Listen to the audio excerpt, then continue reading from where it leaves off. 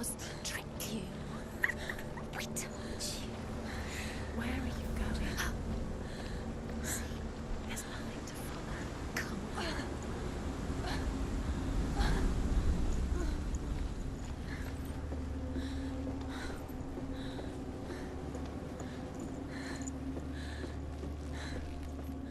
Before she first met him, she was not in a good place. Just a teenager, but not like the others. Barely functioning, she rarely left the house. Her father's in-bell made sure of that. Only occasionally did she venture out on her own, collecting firewood and herbs. Errands out in the Orkney Plains. That was her world. Like this one. Barren and lonely.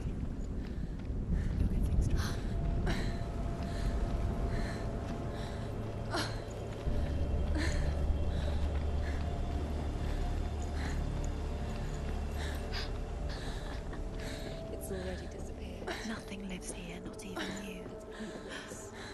It's in your mind. You think you can see it. It's in your mind. There he was. The lone figure of a boy. He's there, under the tree. Swordplay under the shade of a tree. She remembers the first time she saw him. To her young eyes, he moved as if dancing. And the world danced with him. He's there, under the tree. The gloom lifted. And for the first time in years, she felt a ray of hope.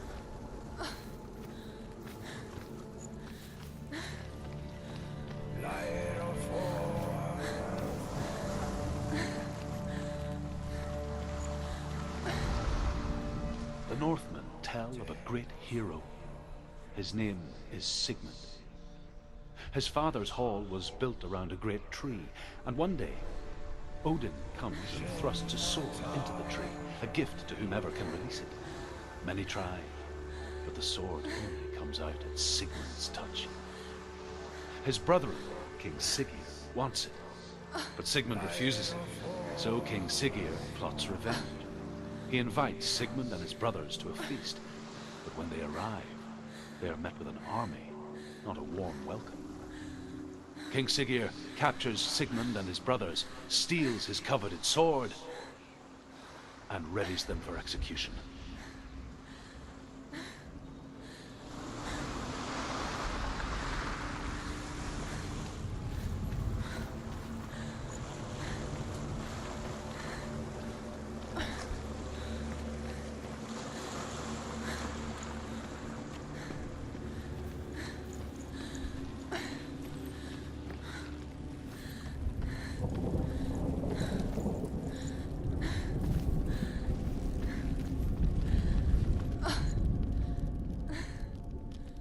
Death for Sigmund and his brothers seems certain. But the king's wife is Sigmund's sister, and she begs for mercy and implores the king to chain them up instead. He agrees. Not for mercy, though, but because he plans an even more cruel and lingering death. Chained to a tree in the forest that night, a she-wolf comes and devours one of Sigmund's brothers. She returns, ravenous, night after night, until only Sigmund is left. The next day, Sigmund's sister sends a servant with honey to smear on Sigmund's face. But to what end? Well, that night, when the she-wolf appears again, you'll never guess what happens.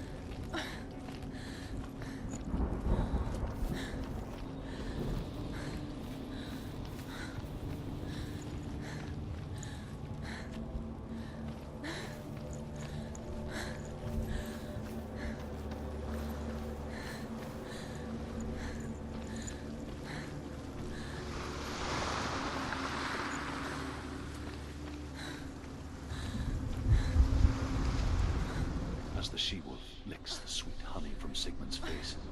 He bites the wolf's tongue. The she-wolf pulls away, but Sigmund holds on. The chains break, and he is free. After his escape, Sigmund lives like us, hidden in the forest. His enemy, King Siggeir, believing him dead, as his sister plots revenge. And for vengeance to succeed, even the great Sigmund needs help. So she sends her sons to him. But their blood is weak and corrupted, and they're put to death by Sigmund. So his sister hatches a new plan, one that is cold of heart and pure of blood.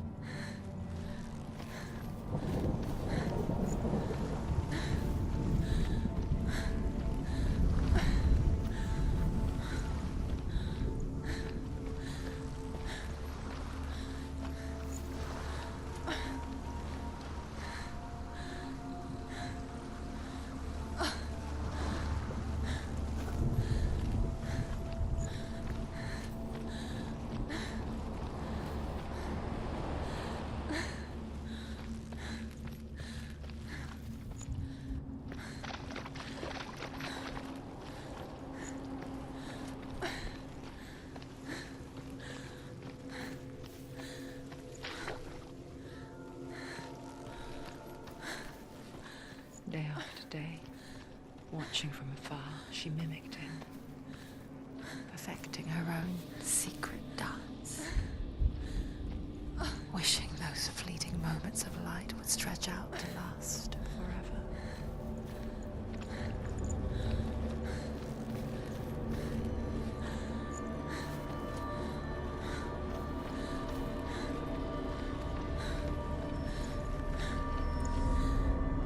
Sigmund's sister trades shapes with a sorceress, and in disguise, she lies with her own brother.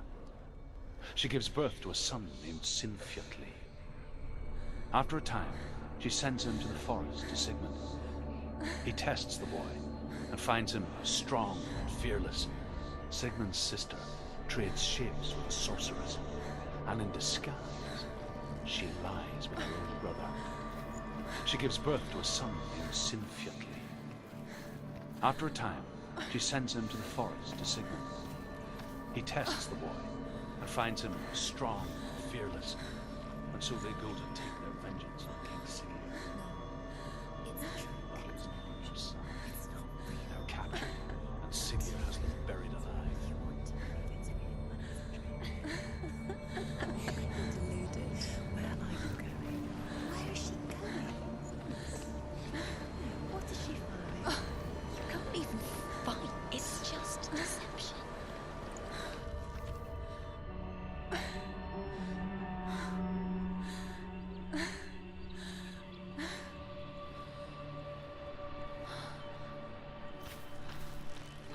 How does he so effortlessly court the world and bliss? If only she could do the same. See the world through eyes anew and dance with it, just like he does.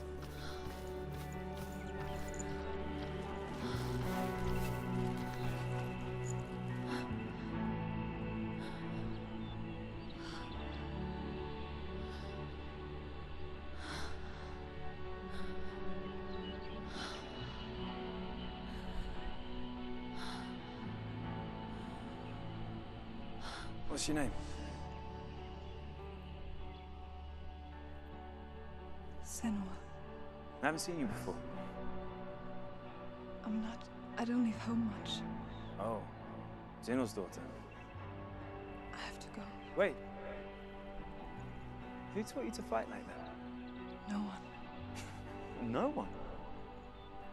Well, I watched you, and You learnt all of that from watching me? You should become a warrior, you know. me? I'm Dillian. I'm here for the warrior trials. Come and watch. And bring your sword. You can't put it into words. That moment when you look into the eyes of the one who is supposed to reassure you, make you feel safe. It only takes an instant. Fear swallows you before you have a chance to make sense of it. And darkness becomes a part of who you are. You killed him. But her world changed the day the Northmen took him from her. Senua knows that there's no going back to how things were. That there's nothing to go back to at all. Stay still, stay quiet, hide, don't tell her. Their gods can see into your mind. They will use this power to destroy you. They won't stop me. I can still feel him. Whatever's left of him, they will never let him go. I'm not gonna let him rot here! You're the one rotting here. Leave me alone! You will die here. No! And all your suffering will have been for nothing. Shut up!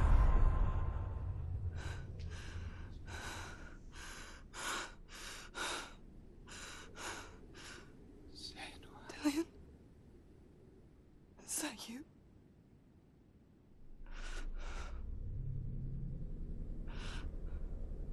I'll find you, my love. I promise.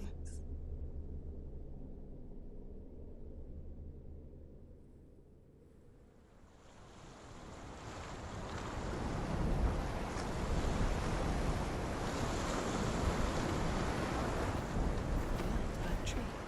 Can you see him? You want to believe it. Is he not real? Is he there? You're alone in these mountains. Is that Dillion? Nothing lives here. You won't survive. You met him by the tree. She met him by the tree. Maybe it's a sign, the tree. What's he trying to tell you? He's waiting for you by the tree.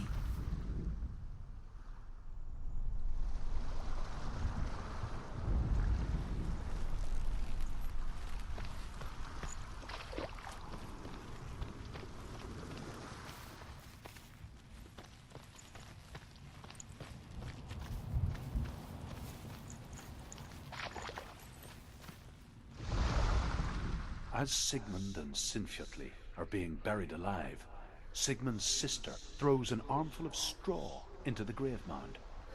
Hidden in the straw is Sigmund's sword, the gift of Odin. They cut their way out of the grave mound and set fire to Siggeir's hall. The king burns to death. Sigmund calls to his sister to come out so that she may live and be honored. She does come out, but only to tell him the truth. That she had slept with him, her brother, to beget a strong avenger. I am not fit to live, she says, and walks back into the fire. Strike vengeance from your heart, Senua, as there is always a heavy price to pay.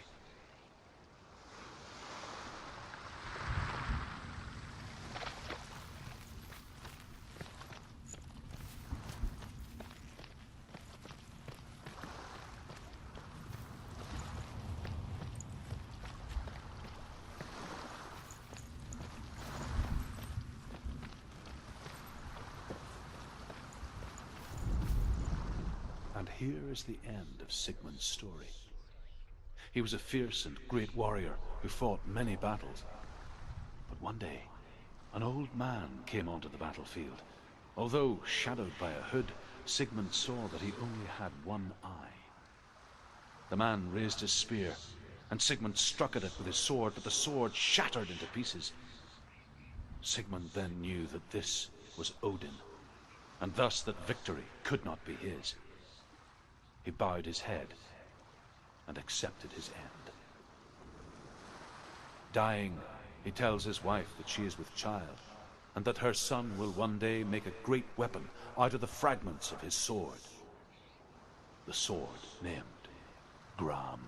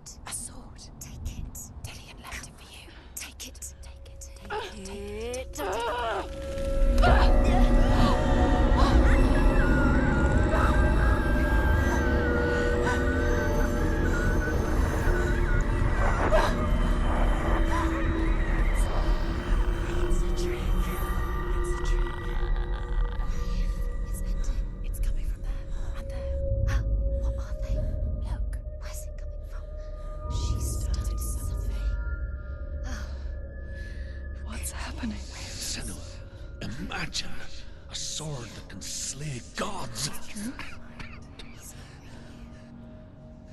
Its name is Gram. It was forged by the god of all Northmen, Odin, and gifted to Sigmund, a great warrior. I need this sword. It's important. Can you help me? The sword appears whole, but it is an illusion. It shattered into shards long ago. It is said a great warrior can reforge Gram by answering the trials of Odin, one for each shard. The roots of the Tree of Death will take you to new lands where you will face the trials. Go to the shards. Go to the shard. Go to the shard. What's the shard? Find it. It's the metal runestones. It's in front of you. The metal. The runes. You need that sword.